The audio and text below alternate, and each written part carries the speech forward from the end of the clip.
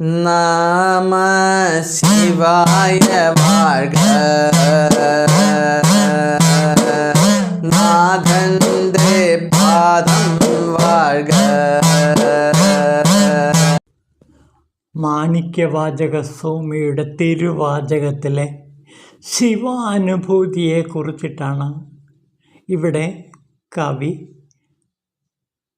ആത്മാവിൻ്റെ ഭാഷയിൽ തൻ്റെ അനുഭൂതി തരംഗങ്ങളെ അനുവാചകനിലേക്ക് പകർന്നു തരുന്നത്. ശിവാനുഭൂതിയുടെ ഉത്തുംഗ സോപാനത്തിൽ എത്തിച്ചേരുമ്പോൾ ഒരു സാധകനുണ്ടാകുന്ന ആനന്ദലഹരി, ആനന്ദ നിർവൃതി, ആ നിർവൃതിയുടെ മഹനീയ മുഹൂർത്തങ്ങളാണ് ഇവിടെ മാണിക്യവാചകർ ശിവാനുഭൂതിയിൽ നമ്മുടെ മുമ്പിൽ ആവിഷ്കരിക്കുന്നത്. അപ്പോൾ ഇത് സത്യത്തിൽ നമുക്ക് കൂടിയുള്ള ഒരു ശിവാനുഭൂതിയാണ്. ശിവനെ നേര് ദർശിക്കുമ്പോൾ ഉണ്ടാകുന്ന ആ ശിവാനന്ദ നിർവൃതി, ആ നിർവൃതി വാക്കുകളെ കൊണ്ടൊരിക്കലും ചിത്രീകരിക്കാനാവില്ല. എന്നിട്ടും മാണിക്യവാചകർ വാക്കുകളെ കൊണ്ട് ആ ശിവാനുഭൂതിയെ നമ്മുടെ മുമ്പിൽ ആവിഷ്കരിക്കാൻ ശ്രമിക്കുകയാണ്. ഈ ദിവ്യമായ വാക്കുകൾ ശരിക്കും ശിവമൊഴിയാണ്, ശിവനിൽ നിന്നുണ്ടായ വാക്കുകളാണ് മാണിക്യവാചകർ നമുക്കായിട്ട് കാഴ്ചവയ്ക്കുന്നത്. മാറി നിന്നെന്നെ മോഹിപ്പിച്ച് വഞ്ചിച്ച് പഞ്ചേന്ദ്രിയവൃത്തി മാറ്റിയാലുണ്ടാം സുധാധാര, എന്നുള്ളിൽ ഓറി നിന്ന് ഉണർന്നെഴും പരം ജ്യോതി. എന്നിൽ ഓറി നിൽക്കുന്നു എന്ത്? സുധാധാര, അമൃതം എന്നിൽ ഊറി നിറയുന്നു. ശിവാനുഭൂതിയാകുന്ന അമൃതം എൻ്റെ ഉള്ളിൽ ഊറി നിന്ന് എനിക്ക് ഉണർവേകി പരഞ്ജ്യോതിയുടെ ആ അനുഭൂതി എനിക്ക് പകർന്നു തരുന്നു. അപ്പോൾ പരഞ്ജ്യോതിയായ ശിവജ്യോതിയെ സാക്ഷാത്കരിക്കാൻ എനിക്ക് കഴിഞ്ഞിരിക്കുന്നു. അതോടെ എൻ്റെ ഉള്ളിൽ സുധാധാര, അമൃതവർഷം പൊഴിയുന്നു. അപ്പോൾ അമൃതം ഒഴുകുന്നു. അപ്പോൾ ശിവാനന്ദ ലഹരിയുടെ അമൃത് എൻ്റെ ഉള്ളിൻ്റെ ഉള്ളിൽ ഇതാ നിറഞ്ഞ് കവിഞ്ഞൊഴുകുന്നു. അങ്ങനെ സുധാരസം നുകർന്ന് ആ അമൃതരസത്തിൽ ആറാടി, ആ ആത്മനിർവൃതിയിൽ ആറാടി എനിക്ക് ശിവാനുഭൂതി നുകരാൻ കഴിഞ്ഞിരിക്കുന്നു. അത് എപ്പോഴാണെന്ന് നോക്കൂ. മാറി നിന്നെന്നെ മോഹിപ്പിച്ച് വഞ്ചിച്ചിടും പഞ്ചേന്ദ്രിയ വൃത്തി മാറിയാലുണ്ടാം സുധാധാര. പഞ്ചേന്ദ്രിയ വൃത്തികൾ എന്നിൽ നിന്ന് ഒഴിഞ്ഞു മാറിയിരിക്കുന്നു. അതായത് ജീവൻ ഉള്ളപ്പോഴാണ് പഞ്ചേന്ദ്രിയങ്ങൾ പ്രവർത്തിക്കുന്നത്.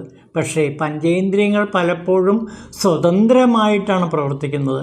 ആ പഞ്ചേന്ദ്രിയങ്ങളുടെ വൃത്തി മുഴുവനായിട്ടും എന്നിൽ നിന്ന് മാറിക്കഴിഞ്ഞിരിക്കുന്നു. അപ്പോൾ പഞ്ചേന്ദ്രിയങ്ങൾ, കണ്ണ്, മൂക്ക്, ചെവി, ത്വക്ക്, നാവ് തുടങ്ങിയ ആ പഞ്ചേന്ദ്രിയങ്ങളെല്ലാം തന്നെ അതിൻ്റെ ഉത്ഭവസ്ഥാനമായ ശിവനിലേക്ക് അലിഞ്ഞു ചേർന്നിരിക്കുന്നു. അപ്പോൾ പഞ്ചേന്ദ്രിയങ്ങൾ അതിൻ്റെ ഉത്ഭവസ്ഥാനമായ ശിവനിൽ ലയിച്ചു കഴിഞ്ഞു. അതോടെ പഞ്ചേന്ദ്രിയങ്ങൾ എന്നിൽ നിന്ന് അപ്രത്യക്ഷമായി. പഞ്ചേന്ദ്രിയങ്ങൾ അപ്രത്യക്ഷമായി കഴിഞ്ഞപ്പോൾ എനിക്ക് എൻ്റെ ഉള്ളിൽ സുധാധാര നിറഞ്ഞു, ഊറി. അങ്ങനെ സുധാധാര നുകരാൻ എനിക്ക് അവസരം ലഭിച്ചു. അതോടെ എന്നിൽ പരഞ്ജ്യോതി പ്രകാശമാനമായി തീർന്നു. അപ്പോൾ സാധകൻ്റെ സാധനാവേളയിലെ ഏറ്റവും അത്യുന്നതമായ ഒരവസ്ഥയെക്കുറിച്ചിട്ടാണ് മാണിക്യവാചകർ ഇവിടെ പറയുന്നത്. അതായത് പഞ്ചേന്ദ്രിയ വൃത്തികൾ എപ്പോഴാണോ ഒഴിഞ്ഞു മാറുന്നത്, പഞ്ചേന്ദ്രിയങ്ങളാകുന്ന മറ എപ്പോഴാണോ ഇല്ലാതാകുന്നത്, അതോടുകൂടി ആത്മസൂര്യൻ പരഞ്ജ്യോതി പ്രകാശിക്കാൻ തുടങ്ങും. പരഞ്ജ്യോതി പ്രകാശിക്കാൻ തുടങ്ങുന്നതോടെ ഉള്ളിൻ്റെ ഉള്ളിൽ സുധാരസം അമൃതധാര പൊഴിയും. ഈ അമൃതധാര നുകർന്നുകൊണ്ട് ആനന്ദലഹരിയിൽ ശിവാനുഭൂതിയുടെ ആനന്ദ നിർവൃതിയിൽ ലയിച്ചിരിക്കാൻ എനിക്ക് കഴിയുന്നു. അപ്പോൾ ഒരു സാധകൻ്റെ ജീവിതത്തിലെ ഏറ്റവും നിർവൃതികരമായൊരു നിമിഷത്തെക്കുറിച്ചിട്ടാണ് മാണിക്യവാചകർ നമ്മളോട് പറയുന്നത്. അതായത് ഉള്ളിൻ്റെ ഉള്ളിൽ ഊറുന്ന സുധാരസം. ആ സുധാരസം നുകർന്ന് പരഞ്ജ്യോതിയായി നിത്യപ്രകാശമായി ജ്വലിച്ചു നിൽക്കാൻ പറ്റുക. അങ്ങനെ പരമാനന്ദ നിർവൃതിയിൽ ലയിച്ചു ചേരാൻ സാധിക്കുക. ഒരു സാധകൻ്റെ ജീവിതത്തിൽ ഏറ്റവും അത്യുന്നതമായ അവസ്ഥ, അതായത് ഒരു ജ്ഞാനിയുടെ ജ്ഞാനമണ്ഡലത്തിൽ ആത്മസൂര്യൻ പ്രകാശിക്കുമ്പോൾ ഉണ്ടാകുന്ന ആ പരഞ്ജ്യോതിയുടെ പ്രകാശത്തിൽ ലയിച്ചിരിക്കുന്ന അവസ്ഥ, അതൊരു ആനന്ദലഹരിയാണ്. ഇതിനെയാണ് ശങ്കരഭഗവത്പാദർ ശിവാനന്ദ ലഹരി എന്ന് വിളിക്കുന്നത്. ഈ ശിവാനന്ദ ലഹരി നുകരാൻ ഇവിടെ മാണിക്യവാചകർ നമുക്കും അവസരം തരുന്നു. ഇത് വായിക്കുമ്പോൾ അല്ലെങ്കിൽ ഇതിനെക്കുറിച്ച് മനനം ചെയ്യുമ്പോൾ നമ്മുടെ ഉള്ളിൻ്റെ ഉള്ളിലും സുധാരസം ഊറിക്കൂടുകയാണ്. ആ സുധാരസം നുകർന്നുകൊണ്ടിരിക്കുമ്പോൾ നാം സാക്ഷാൽ പരഞ്ജ്യോതിയായി നിത്യജ്യോതിയായി നാം മാറുന്നു. ഈ നിത്യജ്യോതിയായ ശിവപ്രകാശത്തിൽ നാം ആനന്ദസാഗരത്തിൽ ആറാടുന്നു. അങ്ങനെ ആനന്ദസാഗരത്തിൽ ആറാടുന്ന നിത്യ ആനന്ദ സുഖം അനുഭവിക്കുന്ന ആ മാണിക്യവാചകർ ആ അനുഭൂതിയെ മുഴുവനും നമ്മിലേക്ക് പകരുകയാണ്. ഈ ആനന്ദ നിർവൃതിയിൽ ലയിച്ചിരിക്കാൻ പറ്റുക എന്നുള്ളത് പരമ ഭാഗ്യമാണ്. ആ ഭാഗ്യമാണിപ്പോൾ മാണിക്യവാചകർ നമുക്ക് നൽകിയിരിക്കുന്നത്. സുധാരസം നുകർന്ന് പരഞ്ജ്യോതിയിൽ നിത്യപ്രകാശമായി ജ്വലിച്ചു നിൽക്കുന്ന സാധകൻ സാക്ഷാൽ ശിവഭഗവാൻ തന്നെയാണ്. സാക്ഷാൽ ദക്ഷിണാമൂർത്തിയാണ്. ആ ദക്ഷിണാമൂർത്തിയുടെ അനുഭൂതി തരംഗങ്ങൾ അനുവാചകനിലേക്ക് ഇതാ മാണിക്യവാചകർ പകർന്നു തരുന്നു. എന്നിട്ട് പരഞ്ജ്യോതിയാണെന്ന് കാണുമാറ് പ്രത്യക്ഷമായി നിൽക്കാൻ എന്നെ ഇങ്ങ് അനുഗ്രഹിച്ചിടണേ. ചിന്ത പോലും ചെന്നെത്താ ദൂരം വാഴുന്ന നാഥനെ കാരുണ്യാബ്ധേ. അല്ലയോ കാരുണ്യാബ്ധേ, അങ്ങ് കാരുണ്യത്തിൻ്റെ മഹാസാഗരമാണ്.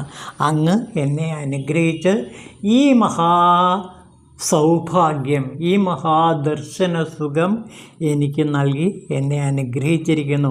ഇതിൽ പരം ഒരു നിർവൃതി വേറെയില്ല.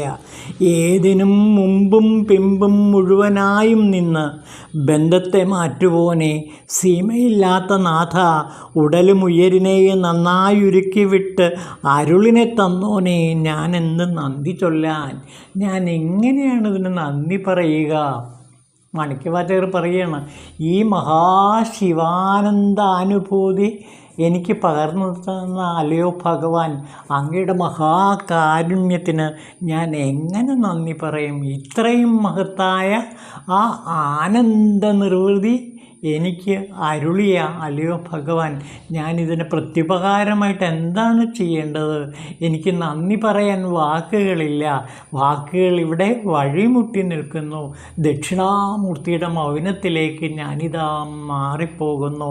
ഓം നമോ ഭഗവതേ ദക്ഷിണാമൂർത്തേ നമഃ എന്ന് പറഞ്ഞുകൊണ്ടാണ് മാണിക്യവാചകർ ഈ ഭാഗം ആവിഷ്കരിക്കുന്നത്. അപ്പോൾ ദക്ഷിണാമൂർത്തയെ മഹ്യം മേധാം പ്രജ്ഞാം പ്രയശ്ച സ്വഹ, മേധയും പ്രജ്ഞയും എനിക്ക് നൽകിക്കഴിഞ്ഞിരിക്കുന്നു.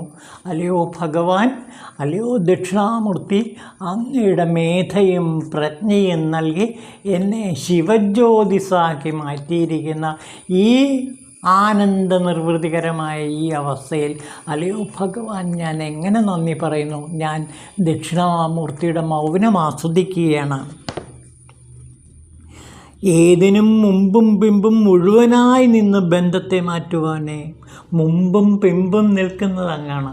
അതായത് എൻ്റെ ജീവിതമാകെ നിറഞ്ഞു നിൽക്കുന്ന അല്ലയോ ഭഗവാൻ അങ്ങാണ്. അങ്ങ് എൻ്റെ എല്ലാ ബന്ധങ്ങളാകുന്ന ബന്ധനങ്ങളെയും മാറ്റിക്കഴിഞ്ഞിരിക്കുന്നു.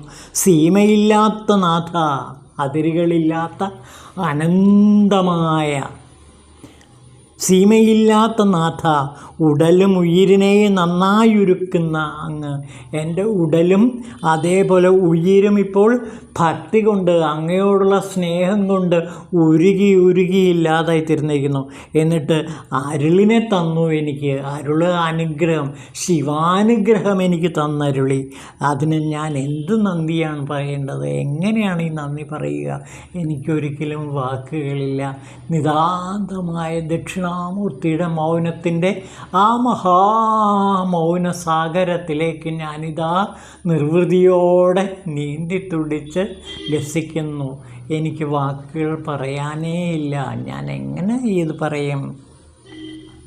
ഭക്തർക്ക് രാജാവേ, എന്നീശനെ, രോമകൂപം തോറുമെൻ ദേഹം ജീവനെയും തന്നെ നന്നായൊരുക്കി അമ്പോട് എന്നുള്ളിൽ വാണിട്ട് അജ്ഞാനത്തെ കരിച്ച ദേവ, പൊങ്ങിപ്പടർന്നു ജ്വലിക്കും തേജസ്സേ, ജീവബോധത്താൽ കാണാനാകാത്ത ബ്രഹ്മജ്ഞനാം നിന്നെ വാഴ്ത്തുന്നത് എങ്ങനെയെന്നെനിക്കറിയില്ല. അങ്ങയെ എങ്ങനെ വാഴ്ത്തണമെന്നെനിക്കറിയില്ല. ഭക്തർക്ക് രാജാവായിട്ടുള്ളവനെ, എന്നെപ്പോലുള്ള നിതാന്ത സാധകന്മാർക്ക് രാജാവാണങ്ങ്, എൻ്റെ ഈശനാണങ്ങ്. അങ്ങ് എൻ്റെ രോമകൂപം തോറും ദേഹം ജീവനെയും ഉരുക്കി അലിഞ്ഞലിഞ്ഞ് ഇല്ലാതാക്കുന്നു. അപ്പോൾ എൻ്റെ രോമകൂപങ്ങൾ വരെ ഭക്തിയുടെ നിതാന്തമായ ആനന്ദലഹരിയിൽ നിർവൃതിക്കൊള്ളുന്നു. അമ്പോട് എന്നുള്ളിൽ വാണ്, അമ്പോട് അങ്ങേയറ്റത്തെ സ്നേഹവായ്പോടെ, ഈ ഭക്തനോടുള്ള അങ്ങേയറ്റത്തെ സ്നേഹവായ്പോടെ അമ്പോടെ എന്നുള്ളിൽ വാണു. എന്നിട്ട് എൻ്റെ അജ്ഞാനത്തെ മുഴുവനും ഇല്ലാതാക്കി, അങ്ങനെ എന്നെ ജ്ഞാനിയാക്കി മേധയുള്ളവനാക്കി മാറ്റി. അങ്ങനെ എങ്ങും പൊങ്ങിപ്പടർന്നു ജ്വലിക്കും തേജസ്സായി മാറി. ഞാൻ തന്നെ ശിവതേജസ്സായി മാറി, എങ്ങും ജ്വലിക്കുന്ന തേജസ്സായി മാറി. ജീവബോധത്താൽ കാണാനൊക്കാത്ത ബ്രഹ്മജ്ഞാന ഭഗവാനെ, നിന്നെ ഞാൻ വാഴ്ത്തുന്നത് എങ്ങനെ? ബ്രഹ്മജ്ഞാന രൂപനാം നിന്നെ ഞാൻ എങ്ങനെ വാഴ്ത്തും? ജീവബോധത്തിന് ഒരിക്കലും കാണാൻ പറ്റില്ല ഈ ബ്രഹ്മബോധത്തെ. ജീവബോധം കൊണ്ടൊരിക്കലും കാണാൻ പറ്റില്ല. ശിവബോധമുണ്ടെങ്കിൽ മാത്രമേ ഈ ശിവബ്രഹ്മജ്ഞാനത്തിലേക്ക് എത്തിച്ചേരാൻ പറ്റുള്ളൂ. അങ്ങനെ എന്നിൽ ശിവബ്രഹ്മജ്ഞാനം നിറയ്ക്കാൻ അല്ലയോ ഭഗവാൻ അങ്ങ് കനിവ് കാണിച്ചു, അങ്ങ് അത്രമേൽ ദയ കാണിച്ചു. അങ്ങനെ അങ്ങ് എന്നെ ബ്രഹ്മജ്ഞാനിയാക്കി മാറ്റി. അതാണ് മാണിക്യവാചകർ ഇവിടെ പറയുന്നത്. ശിവഭഗവാൻ അത്യന്തം കാരുണ്യത്തോടെ നിസ്സാരനായ എനിക്ക് ബ്രഹ്മജ്ഞാനം നൽകി എന്നെ ജ്ഞാനമണ്ഡലത്തിലേക്ക്, തേജോ മണ്ഡലത്തിലേക്ക്, ശിവതേജസ്സിലേക്ക് ഉയർത്തുകയും അങ്ങനെ നിത്യശിവതേജസ്സായി ഞാൻ പരിലസിക്കുകയും ചെയ്തു. അങ്ങയോട് ഞാൻ അലിഞ്ഞലിഞ്ഞ് ഒന്നായി ചേർന്നിരിക്കുന്നു. ഇതിൽ പരം മറ്റൊരു വാക്കുകൾ എനിക്ക് പറയാനില്ല. ഇവിടെ നിതാന്തമായ മൗനത്തിൻ്റെ മഹാനന്ദ ലഹരിയിൽ ഞാൻ മുങ്ങുകയാണ്. ഈ മൗന സാഗരത്തിൽ ഞാൻ ആറാടി സാക്ഷാത് ദക്ഷിണാമൂർത്തിയുടെ ആ മൗനസുഖം ഞാൻ അനുഭവിക്കുകയാണ്. ഓം ശിവായ നമഃ.